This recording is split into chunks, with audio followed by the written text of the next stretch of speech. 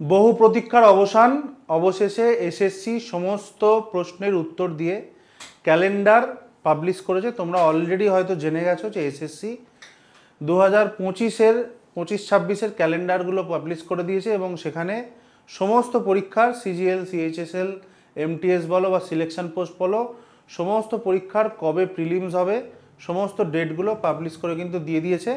তো যেটা নিয়ে আমাদের কনফিউশন ছিল যে এবছর আমাদের পরীক্ষাটা কবে হবে, বা এই যে এত কোর্ট কেস চলছে বা এত কন্ট্রোভার্সি হচ্ছে, তার মধ্যে যে তোমাদের পড়াশোনাগুলো এতদিন হ্যাম্পার হচ্ছিল, সেই জিনিসটার কিন্তু আমার মনে হয় না আর কোনো কনফিউশন থাকার জায়গা রইল। দেখো, এসএসসির ক্যালেন্ডার অনুযায়ী তোমাদের এই ক্যালেন্ডারটা ভালো করে একটুখানি দেখে নিয়ে মনের মধ্যে ছকে নিতে হবে যে আমার হাতে আর ঠিক কতটা সময় আছে পড়াশোনা। তোমরা যারা করছো তাদের জন্য, যারা প্রিপারেশান নিচ্ছ এবছরের সিজিএলের জন্য, তাদের কিন্তু আগে থেকে তোমরা জেনে নাও ভালো করে। দেখো, পরীক্ষা শুরু হচ্ছে আমাদের মোটামুটি তাহলে জুলাই আগস্ট থেকে আমাদের সিজন শুরু হয়ে গেল। তো এখন আমরা যেহেতু জানি যে সিলেকশন পোস্ট পরীক্ষা হোক বা সিজিএল পরীক্ষা হোক বা এইচএস লেভেল পরীক্ষা হোক বা এমটিএস পরীক্ষা হোক, এসএসসির scheme, syllabus, pattern of question almost same. ঠিক আছে? তো প্যাটার্ন চেঞ্জ হবে কি না, ভেন্ডার চেঞ্জ হবে কি না, এইসব প্রশ্ন পড়ে। আমরা আপাতত জানি যে pattern, scheme, syllabus everything same. তো তোমরা যারা পরীক্ষার জন্য এবছর পরীক্ষার জন্য প্রিপেয়ার্ড হচ্ছ, তারা ধরে রাখো যে এই 24শে জুলাই থেকে 4 আগস্ট পরীক্ষা হচ্ছে। তাহলে যে সিজিএলকে টার্গেট করছো বা সিএইচএসএলকে টার্গেট করছো বা এমটিএসকে টার্গেট করছো, তাকে সেপ্টেম্বর অনুযায়ী বা অগস্ট অনুযায়ী পড়াশোনা বা প্রিপারেশান নিলে হবে না। তোমাদের প্রিপারেশানটা প্রত্যেককে 100% কমপ্লিট করে রাখতে হবে এই জুন জুলাইয়ের মধ্যে।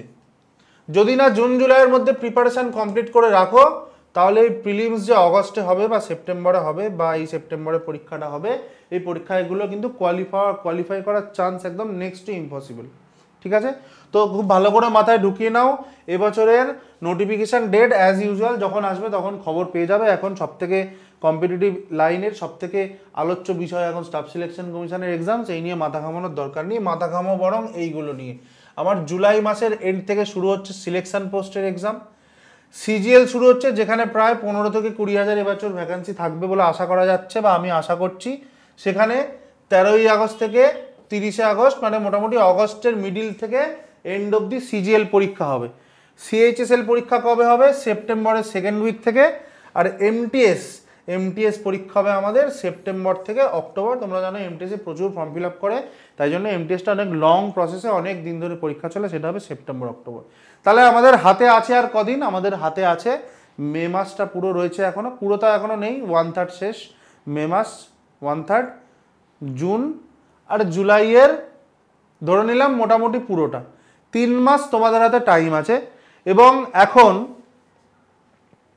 এখন কিন্তু আর জায়গা নেই কোনো রকম কনফিউশন, কোনো রকম কোয়েশ্চেন, কোনো রকম চিন্তা, কোনো রকম ডিসঅ্যাপয়েন্টমেন্ট, কোনো কিছুর এখন আর কোনো জায়গা নেই। এতদিন ধরে আমাদের চিন্তা ছিল কি, এই এত কন্ট্রোভার্সি, এত কোর্ট কেস, এসএসসির এক্সাম পিছিয়ে গেল, কবে পরীক্ষা হবে, কি প্যাটার্ন থাকবে, কে ভেন্ডার হবে, এতদিন যা প্রশ্ন করেছো, যা কনফিউশন হয়েছে, যা কিছু হয়েছে, সমস্ত কিছু দূরে সরিয়ে দিতে হবে। সরিয়ে দিয়ে এই আগামী 3 মাস, আজকের দিন থেকে শুরু করে একদম জুলাই অবধি কিন্তু তোমাদের পুরোপুরি এসএসসি ফোকাসড ওয়েতে পড়াশোনা করতে হবে। তবেই গিয়ে কিন্তু এটা পাস করার মতো জায়গায় থাকবে।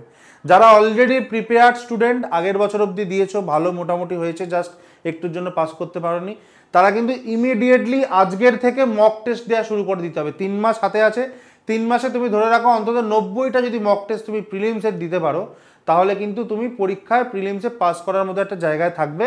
আমাদের অগস্টে যদি সিজিএল মেন টার্গেট হয়, তাহলে আরও একটা মাস, 4 মাস হাতে আছে, তুমি ধরে রাখো 100টা মক দিতে হবে। ঠিক আছে? এবং এই মক ওরিয়েন্টেড, মকের কি গুরুত্ব, মকের কি প্রিপারেশান, এই জিনিসটা আমি তোমাদের আরও ডিটেলে বোঝানোর জন্য এবং কিভাবে মক দেবে, কি পদ্ধতিতে মক দিলে সেটা তোমাদের ফ্রুটফুল হবে, এটা বোঝানোর জন্য নেক্সট ভিডিওটা তোমরা অবশ্যই চোখ রাখো। মকের ওপরে পুরো ডিটেইলড একটা ভিডিও, কিভাবে মক দেবে, কিভাবে দিলে বেশি ফ্রুটফুল হবে, কিভাবে মক দিলে উপকার হবে, সমস্ত জিনিস পরের ভিডিওতে থাকছে। ঠিক আছে? তো যেটা আমি বলছিলাম যে এখন কিন্তু আর কোনো কিছু ভাবার কোনো অবকাশ নেই। এখন থেকে তোমাদের ফুল ফ্লেজেড পড়াশোনা শুরু করে দিতে হবে এসএসসির জন্য। কোনো কিছু না ভেবে কে ভেন্ডার, কেমন কোয়েশ্চেন হবে, কি প্যাটার্ন হবে, এভরিথিং মাথা থেকে ছেটে ফেলে দাও। এসএসসির নোটিফিকেশান বেরোবে, বেরোনোর ফলে সমস্ত জিনিস আমরা জানতে পারবো। বা যদি এসএসসি কোনো নোটিশ দেয় আলাদা করে যে ভেন্ডার চেঞ্জ হচ্ছে, তখন সেসব নিয়ে মাথা ঘামাবে। বা ভেন্ডার চেঞ্জ হলে আমাদের মাথা ঘামানোর কিছু নেই, আমাদের একমাত্র সোর্স অফ কন্টেন্ট হচ্ছে প্রিভিয়াস ইয়ার এক্সামসের কোয়েশ্চেন্স। এতদিন আমি বলতাম যে লাস্ট 3 বছর বা 4 বছরের কোয়েশ্চেন প্র্যাকটিস করো, কারণ একই প্যাটার্নে একই ভেন্ডার কোয়েশ্চেন করে চলেছিল।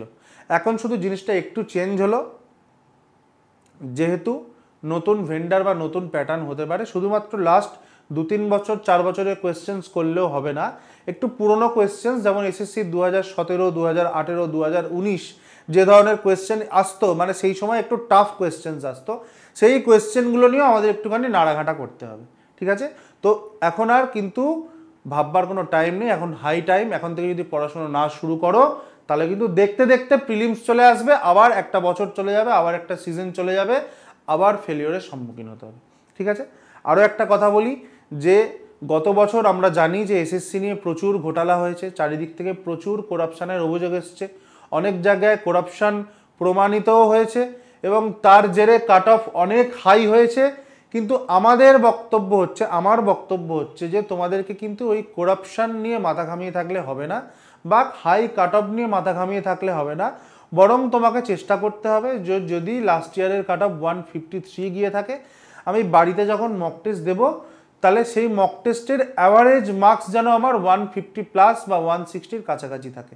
একটা জিনিস মাথায় রাখবে, ধরো প্রিলিমসের কাট অফ হলো 130, তুমি জাস্ট যাও করে 132 পেয়ে পরীক্ষাটা পাস করে গেলে, আমি তোমাকে লিখে দিতে পারি 100 জনের মধ্যে 90 জন প্রিলিমস পাস করবে, কিন্তু মেন্সে কোয়ালিফাই করতে পারবে না। কারণ